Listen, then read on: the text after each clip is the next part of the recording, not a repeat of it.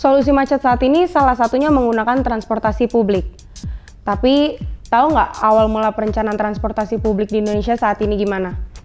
Penasaran? Selengkapnya di 4 menit update. Tahu nggak ide pembangunan MRT awalnya dicetus B.J. Habibie tahun 1985. Nah, mulai direncanain deh pembangunan MRT sejak itu. Meskipun sayangnya malah tetap pakai mobil pribadi juga sih.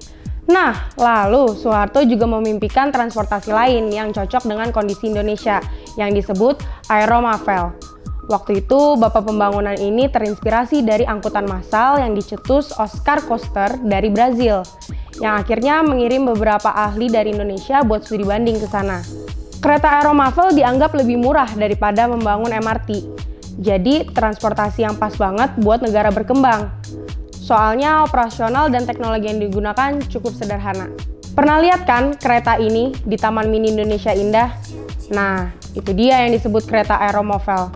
Sebelum direalisasikan jadi proyek nasional, Soeharto bikin versi kecilnya alias miniaturnya di TMII yang beroperasi pertama kali tahun 1998. Keren banget ya, udah pakai tenaga angin yang ramah lingkungan di tahun itu. Akhirnya, kereta itu dinamain kereta aeromavel Titihan Samirono. Dari bahasa Jawa yang artinya kereta angin karena tenaganya berasal dari angin.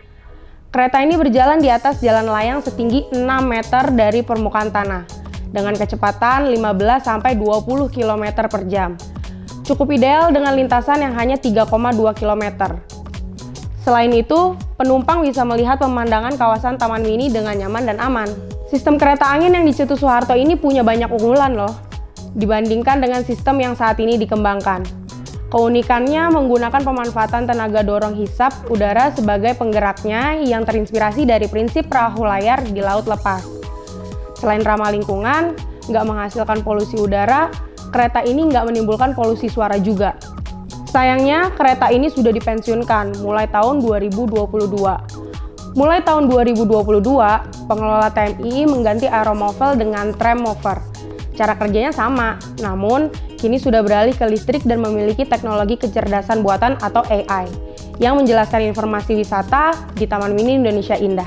Sayangnya, kereta ini pada akhirnya belum bisa direalisasikan karena alasan investor yang nggak sanggup membiayai proyek ini. Masa iya ya? Tapi, inovasi ini ternyata sangat menginspirasi dan berpengaruh buat moda transportasi publik Indonesia sekarang. Berbagai jenis kereta yang mirip cara kerjanya dengan kereta aeromavel seperti MRT dan LRT kini terus dikembangkan demi kenyamanan bagi perjalanan masyarakat. Menurut kamu gimana nih G-Friends? Mungkin nggak ya Indonesia punya transportasi yang benar-benar maju dan bisa jadi solusi buat masalah kemacetan? Tulis pendapat, saran, dan cerita kamu di kolom komentar ya. Jangan lupa subscribe, like, dan komen. Golkar nomor 4.